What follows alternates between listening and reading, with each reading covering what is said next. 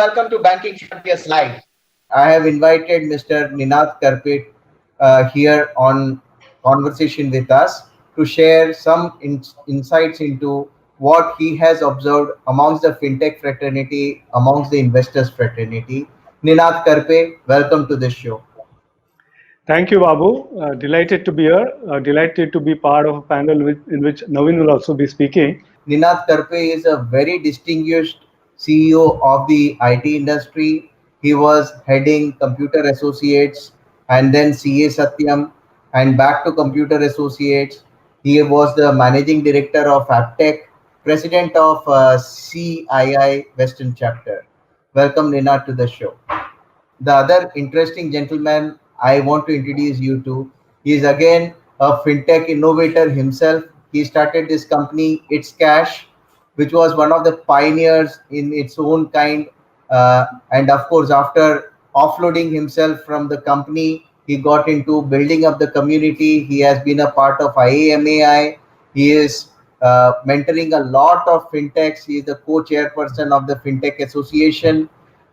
He also has a credential of launching India's first fintech festival called as India Fintech Festival. Welcome, gentlemen. Welcome to the show.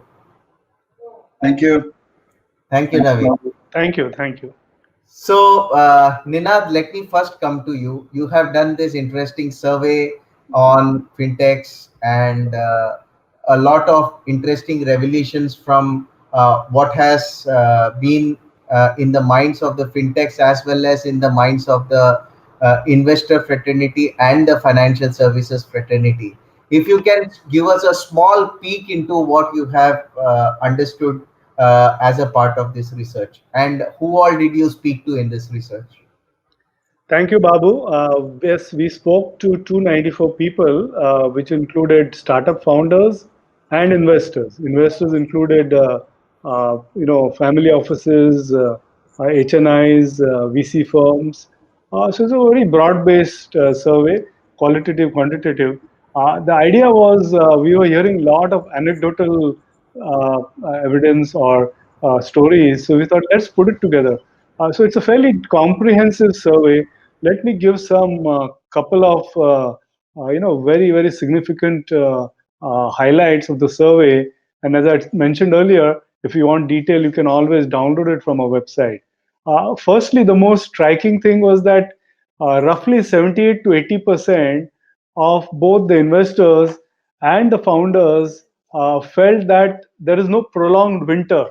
So this is something, a term which was used across the industry, across everyone, and they've mentioned that there won't be a prolonged winter.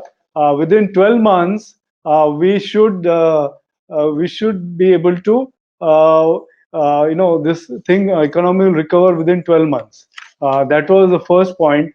And most interestingly, obviously, there was worry about what to do. So obviously, cost reduction. Most of the people did not mention about staff layoff. They mentioned about restructuring salaries and connected to staff restructuring. So that was another interesting point which they mentioned. In terms of investments into startups, obviously investors felt that they are interested, but it is not that they will delay it indefinitely. There's a temporary slight lull in the activity, but all of them said that dialogue is on. We will continue to talk.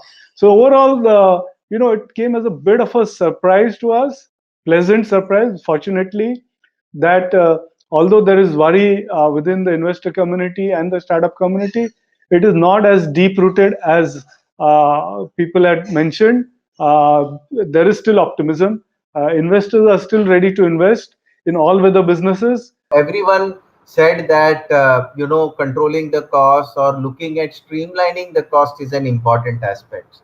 So from the advisory that can be given to the fintechs, what kind of costs are the areas where most of the organizations are looking to pruning in or reining in those kind of costs, and what kind of areas are where they feel that it is okay to bear with that cost? Ninad has a lot more details with the survey, but I would say anything that you could postpone or not do today and would not affect your revenues today, it should be, that's a very simple benchmark. Because for each type of entity, the area of cost that you will cut down will be different.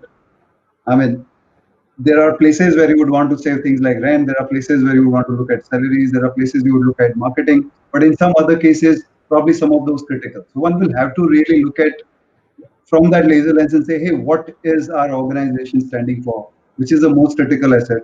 That at anyhow you have to protect. Everything else that you can kind of postpone till tomorrow, even if it is one paisa, postpone or delay it or stop it. Perfect. Great. Ninad, your take? Sure. So I have a formula. I call it a 3C formula: conserve cash, cut cost, collect receivables.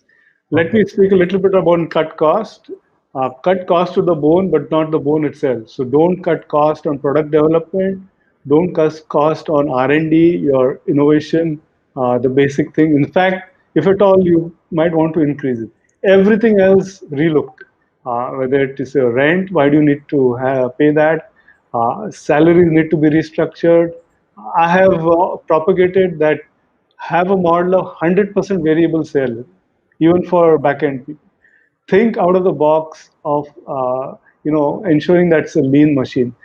Each item of cost needs to be relooked, except the basic ones, the most important one, which is the R&D, innovation, and your product. Product is something to take you long term. Everything else relooked. Singapore FinTech Festival, the one before this, the IMF chairperson was also talking about why seriously regulators should look at digital currency. Uh, I'm sure that there are a lot of talks in India also towards that. What is your take on it?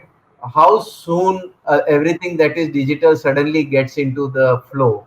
So, what is your take, both of you, if you have done any study or thinking on it? Sure. So this is one of my most favorite topic, and very few people know that we actually, in my first business, which I started in 2000, actually created a virtual currency in I see. in 2000. I can't call it currency, but let's say digital money. It was called Intrax. And since then, this subject has always intrigued me, and we have tried to talk to RBI in multiple times. And there was one CPM, Mr. Chok, during that time, we had done a lot of experiments on to if RBI was to issue a digital currency, what kind of dashboard they will have, and if we as a simple PPI that time were to do, how they can monitor sitting there as to what we have issued, how it has been done. We have gone to that length. Uh, Unfortunately, and I'm being very direct here, that there's a lot of talk but less action. I mean, everyone knows that we have to move in that direction, but we keep hearing that, hey, we are still early. And I've been trying to say that, hey, we take anyway 10 years to implement anything. If we don't start now, when would we start?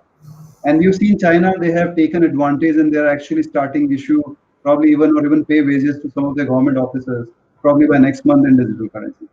So I would say that for country like India, where 85% physical cash exists, and by the way, every other payment instrument or a form of digital payment instrument is completely inferior to physical cash when it comes in the multiple features. The only thing that can beat is a digital legal tendered government or government backed RBI issued currency. What new things you think you will see in the next few years now? There are a lot of things which can happen, and Naveen alluded to the regulatory challenges in some of them, which still need to be resolved. I think in this tough times when we need to grow really fast, hopefully the regulatory authorities will see the need to fast track some of these changes, which will help us grow faster. We are reaching an unemployment level of 26%, which is very high. So the need to ensure faster growth, and fintech is an engine to this. Unless fintech grows, the entire economy will not grow. So what are the broad areas?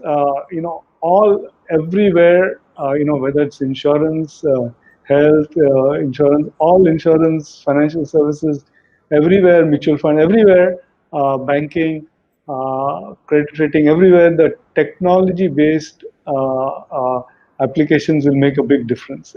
It is now mainstream. A lot of these guys have been very slow in adapting to it. They don't need to in some of these cases. They have no choice now but to embrace it. And across all sectors, all tech-based stuff is going to become the heart of industry. They are forced to do it, and it will happen. That is an interesting way to conclude this conversation. Thank you, gentlemen. We had a very lovely time talking to both of you. Thank you very much, both of you, for joining in. And we look forward to more active interactions like this. Thank you, Babu. Thanks, Good to be Nina. your friend, Navin. Thank you. Thank you, Babu. Nice meeting you, Nina. Thank you. Thanks, Naveen.